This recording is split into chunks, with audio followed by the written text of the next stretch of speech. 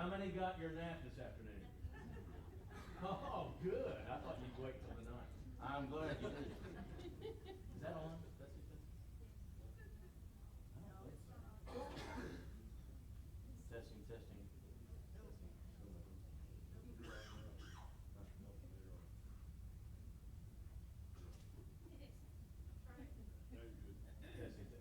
Testing.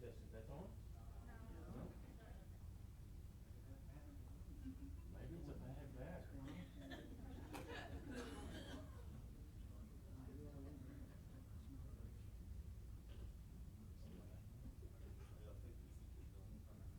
Testing. There it is. Right? No. You're like, are you wearing this on? How many men does it take? Just the right one, right? By the way, I've noticed the signs for this meeting. I love it because somebody put Mark in red and a remarkable Savior is the name. Who did? That's your church secretary. Gail, yes. Yeah, I should know better than to ask that question. Because the secretary runs this place. Y'all know that, right? Everybody knows that? But I love that because. Yeah, no, you may have to just use that. Okay, I can step back here. Testing. Now can you hear me? Testing. Okay. I'll try to stay close to this if I can. Sometimes I can't promise anything. But I'm grateful to be here, grateful to be invited back. I appreciate this topic and being able to spend some time in the Gospels. I just have come to appreciate more and more just going into the life of Jesus and looking at him, studying him, and try to become like him. And I've come to this conclusion with our college students. We have a lot of college students at Valley View, and they seem to be growing every year.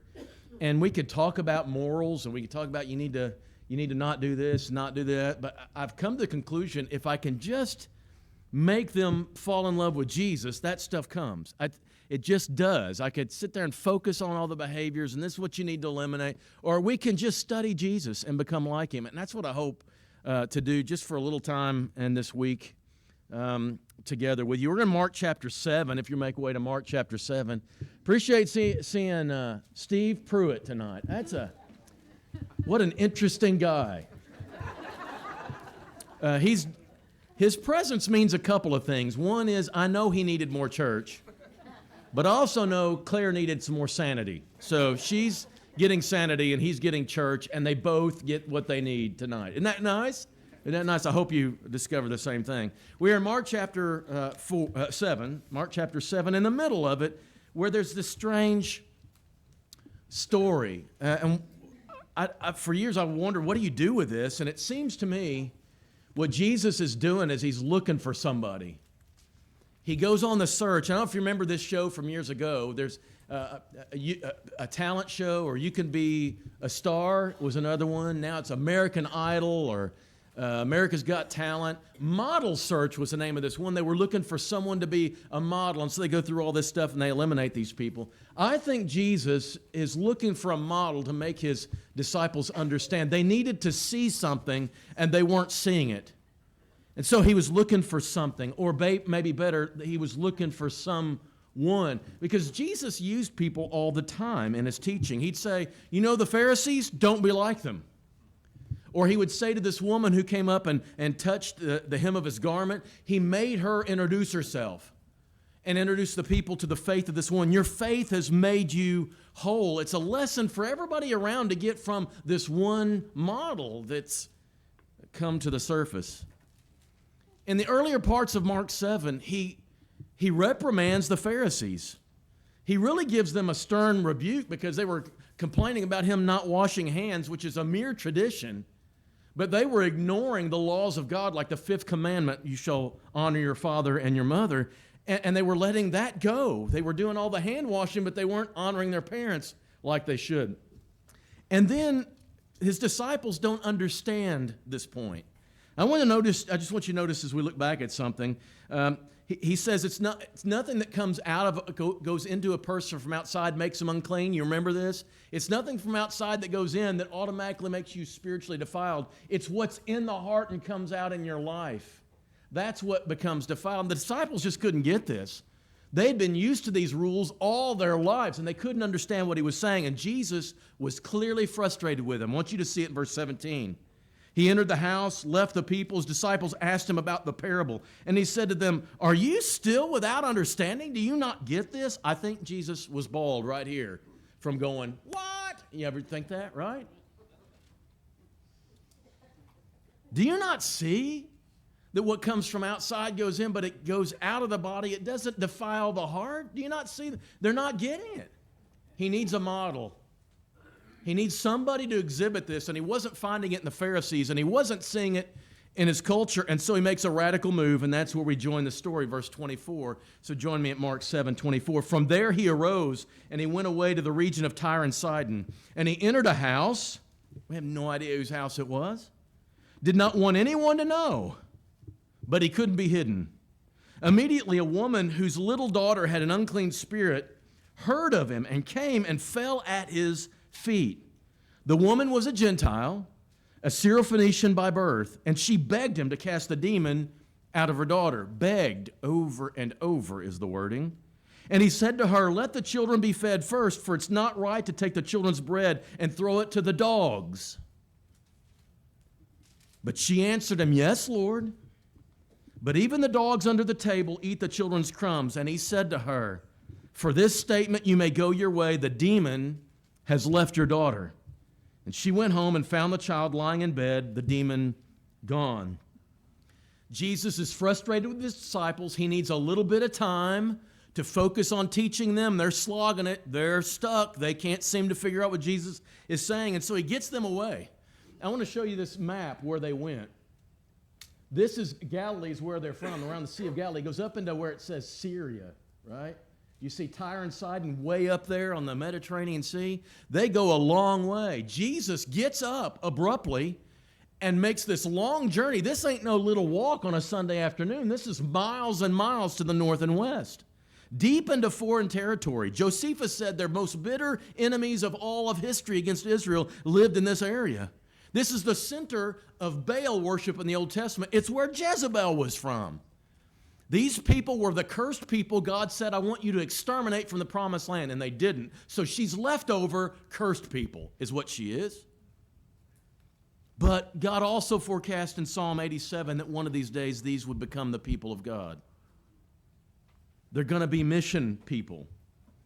You know as well as I do, Jesus came to preach to the lost sheep of the house of Israel. He didn't come to preach to Gentiles. He did a few times, but that's not his target audience. He wasn't up here to preach. He was up here to get away, to take a reprieve, and to get his disciples on board with him. That's what he was doing up here. He's doing a timeout. No public teaching is happening here. He doesn't do anything. He goes into some kind of house, have no idea, didn't want anybody to know he was there. This was not for publicity or for teaching.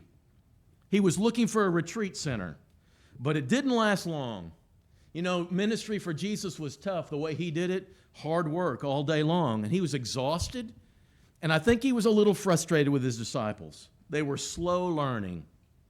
He needed to find some kind of example, and he couldn't find it in Israel, so let's go up into Gentile territory. So this woman violated the purity markers. She was a woman. She was a foreigner. Jesus goes up there to get away from all that stuff, and here she comes. He's resting in that house. I envision him having some refreshments. This woman barges in. Apparently, she knows something about Jesus. We know from chapter 3, verse 8 on the next screen that earlier as he was preaching, there were people who came down into Israel from Tyre and Sidon to hear Jesus. We know these people were God-fearers, which means they weren't Jews, but they were very interested in the Jewish faith. She might have been one of those God-fearers. We don't know. But she comes in that door. She falls at his feet, and she starts begging and begs over and over again. A Gentile, Syrophoenician, leftover cursed people, all that stuff. And yet she comes boldly into that house and begs Jesus for something. She comes to the Jewish teacher. She knows full well she has no credibility with him, has no claim on him. But she has a daughter with a demon, and y'all, when you're desperate, you'll do anything. You'll run by every single stop sign. You'll run through every kind of social stigma that's there. You'll get the help you need. And so she comes to Jesus, and she believes he can do something. It's a dire emergency. She can't fix it, and no one else can either. So what is she to do? She hears Jesus is there, and her need fuels her approach. She's not going to be denied. It's a mama fighting for her daughter, and no one's going to stand between her and fixing it. Nothing. Not stigma. Need is a beautiful thing, actually. It makes us need to come before God. She could go nowhere else. Here's what C.S. Lewis said: the pain is a megaphone God uses to get our attention when blessing won't work. You ever notice when you're in the land of the prosperous and the free and the people who are enjoying all the things of life, for some reason, God can't just bless us into holiness. He tried that with the promised land. It didn't work. Sometimes it simply takes pain. It's a desperate situation. There's no treatment to be had, and she begs him. Matthew says this. She comes up to him and says, Lord, Son of David, and she begged for mercy. She knows something about Jesus. She also knows something about her. He is ancient Israelite. He is not. But she begs for mercy because she knows she can't make a claim, but she's crying out to his mercy for attention. So, no claim. She's just going to beg as a mama. And she kept asking him to cast the demon out. Matthew says she kept asking over and over again, and Jesus said nothing. Doesn't that seem wrong to you? A woman begging Jesus for something, and he just looks at her, or maybe he doesn't, but he doesn't say a word. This desperate cry over and over again, and you stand there like you don't hear it. Doesn't that seem disrespectful to you? Doesn't that seem inhumane of Jesus to just stand there and do nothing? And the disciples now, Matthew says about right here, enters the thing that the disciples will say, get her away from us.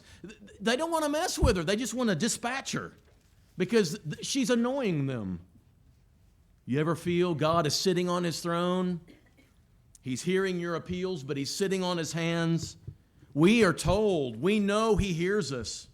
He's not deaf. But what's the difference between being deaf and being unresponsive? Is there any difference? Crickets. That's all you hear. Crickets.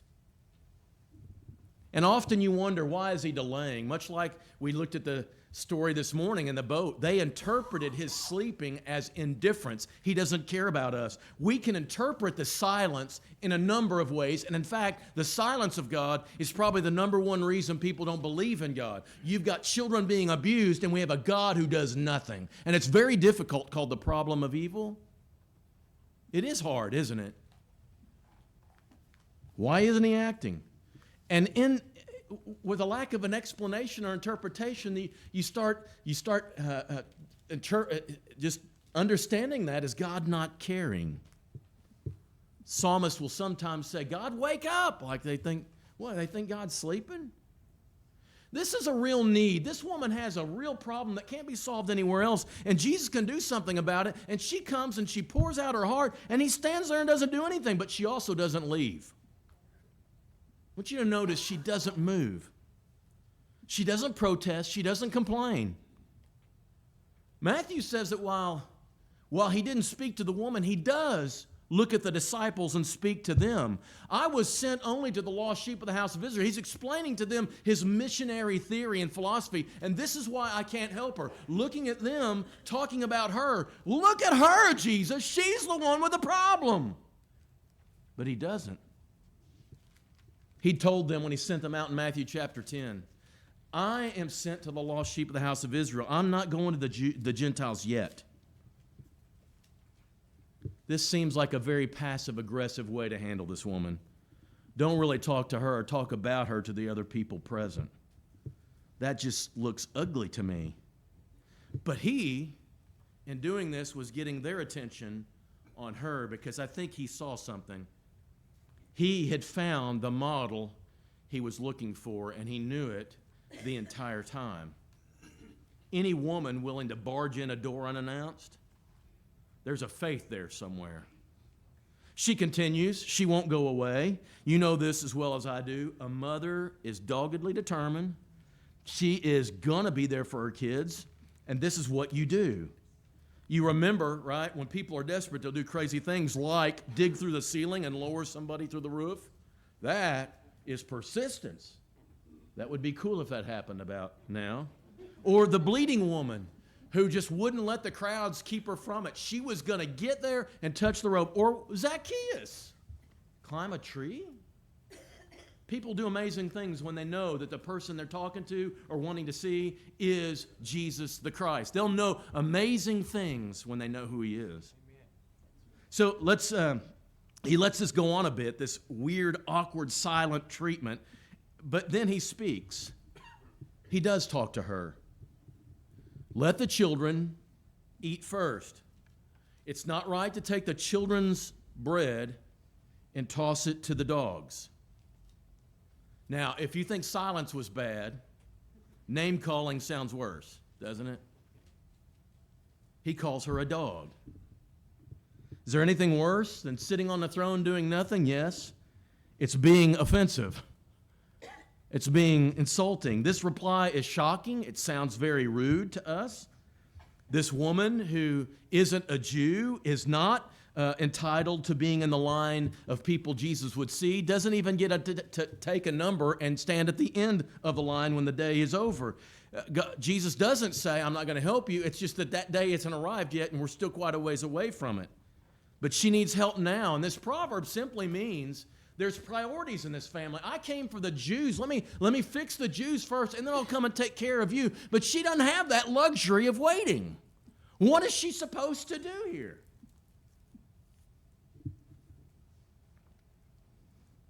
A dog. It is true, right? In the order of importance, your children are more important than your pets. But in our country, I'm not sure we all agree about that. There are people who treat their pets better than they treat their neighbors.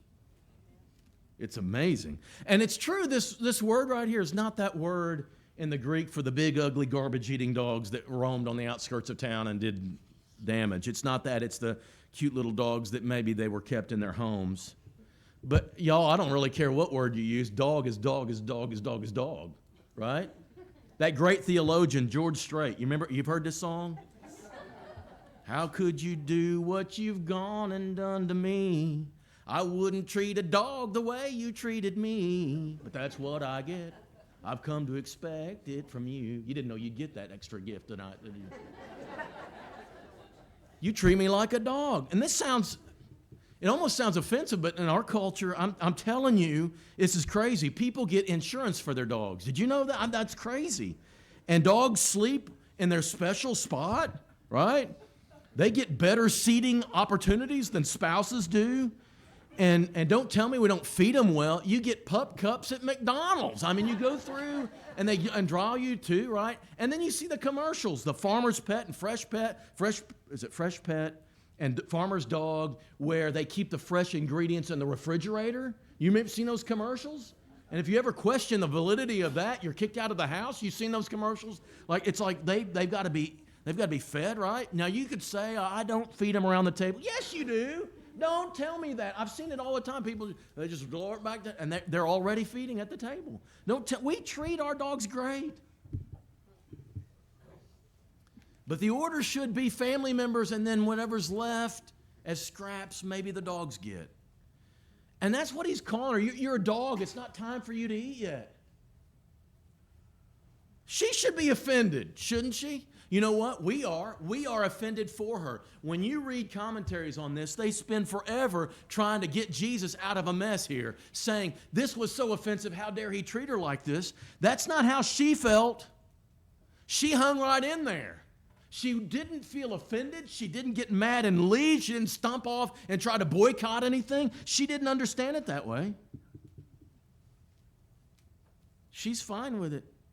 And in fact, she accepts her role. She accepts her dogness. Listen to the next response. Yes, Lord, that's true. I embrace my dogness, but, and this is what Jesus was waiting for. He threw the pitch right down the middle, and she slammed it in the stands.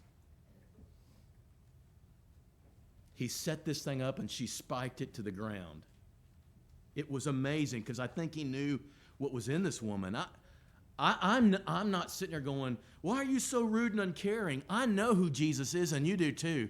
I can't figure out quite what he's doing here, but what I know is rudeness is out of the question. That's not our Savior. He's not going to do that to anybody. What is he doing? And he's drawing and eliciting out more of what's in this woman, and he's teaching the disciples something, because they haven't seen this kind of faith in Israel at all. They had to come into to Gentile territory to find someone that had this kind. We're not talking about hand washing. We're not talking about what foods you eat. I want a heart like this woman who stands in there and just takes it. This is amazing, right? He's not flippant about her need or uncaring about her daughter or hardened to her plight. He's drawing this out of her. And you got to do this with your kids. You got to stretch your kids out, which means sometimes you got to let them suffer a little bit longer than running in and rescuing them immediately. They've got to be learning this somewhere. Where are they going to learn it? It needs to be under your tutelage. Let them face challenges.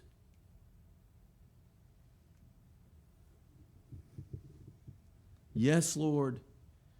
Even the dogs can eat the crumbs from the table. Drop the microphone. Walk away. That's what Jesus has been looking for. She did not say, how dare you say such an awful thing, and stomp out and protest. Didn't get offended. And you know why? Because people who aren't entitled and deserving aren't offended. It's only the entitled that constantly are offended at every little thing. You don't deserve anything from the Lord. Do you know that?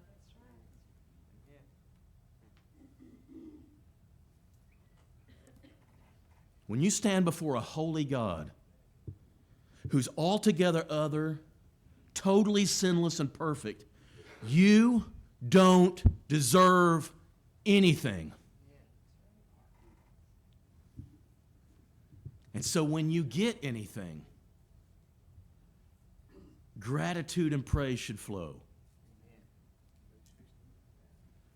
We've lost that understanding, which is why in America we're offended at everything that happens. Being offended like that is a response of the spoiled and the proud. But if you're powerless, and if you're desperate, and you know Jesus is the only one who can do anything about what you need, you'll stay there and you'll wait and you'll do it on his terms. She stayed in there. She accepted the proverb and she extended it. She embraced that dogness. I know who you are, Lord, and I'll be fine with a crumb. By the way, Lord, you realize where you are? That map, you realize where you are? You're not in the house anymore. You're among the dog houses here. You're in Gentile territory. And I'm not asking for a 4-course meal. I'm asking for a crumb because I know you've got enough power to give me a crumb and it will take care of my problem. Is that not faith? Is that not he drew it out of her because he knew it was in her. And Jesus responded. It doesn't say, and Scripture doesn't say it, and I can't prove it, so I'm not going to tell you this happened, but I think if you look at him real close, a smile starts this small crevice in the corner of his mouth, and it takes up his entire face. In the next few minutes, he smiles at this woman, amazed at her. And you see him looking at her and then looking at the disciples, making sure they see the faith response of this Gentile woman.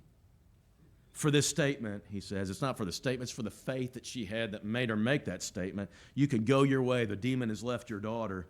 One of 3 miracles Jesus did from a distance without being present with a sick person, all of them for Gentiles. And as Matthew records it, Jesus says, "O woman, great is your faith." Mega is your faith. You have mega faith. The apostles, do you see this? Mega faith. Doesn't do hand washing, doesn't avoid pork. But mega faith that I'm looking for is right here in this Gentile woman. after seeing the disciples struggle to understand the whole Pharisee thing, they needed to see great faith like this and what the ingredients were. So if Jesus wasn't looking for hand washing and food regulations, what is he looking for? Some kind of heart. And this heart is seen in this woman. And he found it here. And so I'm going to try to come up with, let me just paint a picture for you. First of all, it's the humility. Let me see if, the humility. Jesus never sent anyone away empty-handed unless they were full of themselves like the Pharisees were. If they were too full of themselves, he couldn't do anything for them. But when you accept that you're unworthy and you have no claim on God at all, and you come looking for mercy, he extends it. Because your pride, if you're full of pride, it stiffens your knees and you can't bow before him. And if you're so full of pride, it muzzles your voice to where you can't cry out and confess. But when you're poor in spirit, when you realize that you have no worthiness here in coming before God, it opens up God to you unlike anyone else. It's the only prerequisite required to approach God is to be humble and acknowledge your own bankruptcy. And then powerless. I love this. She'd been everywhere else. She had nowhere else to go. She had no other source to turn to. Only Jesus could fix this. She said, I'm completely powerless. I got no other options. And then she has faith because she has confidence that this man can do it. It's not how much faith she has. It's who she has faith in that makes it so amazing. This man I have identified as the one who can fix this. I'm going to him. Faith. And there's a last one. This is the strangest one. I want you to understand it's not arrogance or presumption or entitlement, but it is boldness. I don't know how to really delineate the difference between entitlement and boldness. They can look the same. Boldness is, I feel confident God will hear me and respond to me, and I'm going to go and not let anything keep me from him. I'm going to boldly go, but I'm not entitled, and I'm not presuming on him. You put these things together, and I'm going to give you some homework here. You don't have to turn it in. You're not going to get a grade, but I want you to do it for the next few days if you would. I tried to come up with a term that kind of wraps all these four terms together, and so I came up with it. Next screen. Dogged. Yeah. Because it's a dog was in here. I thought that was really good, so let me say it again. Dogged. Dogged means having or showing. This is the definition. Having or showing tenacity or persistence. This woman was dogged. She wasn't going to be said no to. Dogged. But also determined. A firmness of purpose, very resolute. I put that together. A persistent, tenacious firmness of resolution and purpose. I am going to hang in there in my belief in Jesus no matter what. I'm going to give him my allegiance despite every challenge to the contrary. I am going to go to him on his terms and do whatever he tells me. Dogged determination. He found his model in this woman from Tyre. Mega faith. Not MAGA, mega faith. A lesson for us in what Jesus is looking for, of what we need to strive to be. The world needs to see this kind of heart coming out of godly Christian people. A sense of unworthiness, but grace and mercy being accepted. We're starving for this kind of life to be demonstrated in a world so full of entitlement and offense.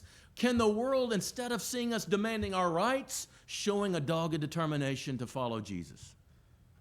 Now, okay, so here's your assignment. This is weird. You'll never hear this again at church, right?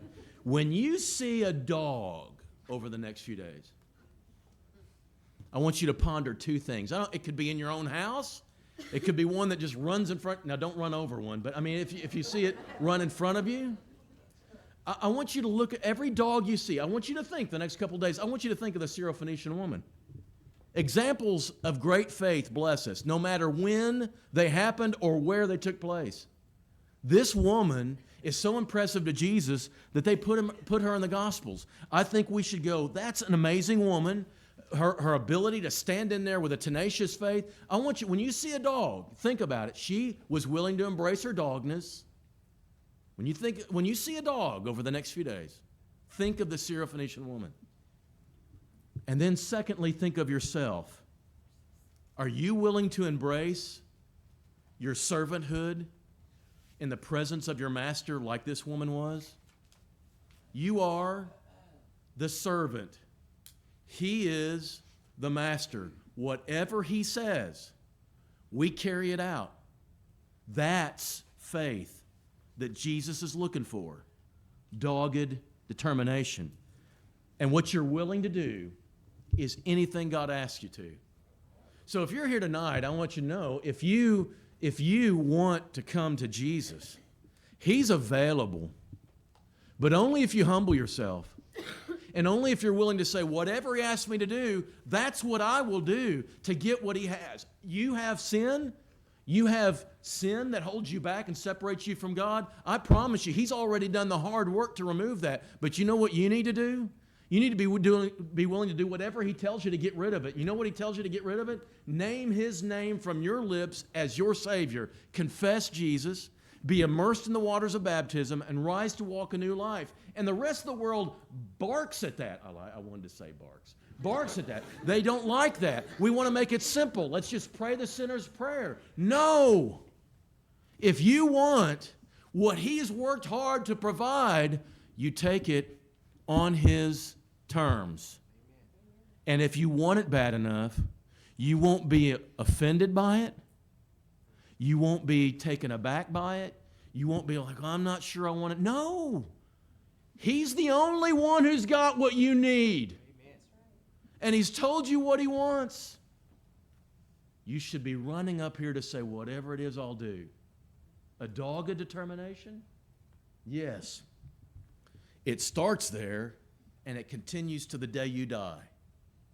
A dogged determination to follow this Savior wherever he says for us to go, whatever he says for us to do. If you're ready, if you're subject to it, if you need what he's got, he's willing to give it on his terms tonight, right now, as we stand, as we sing together.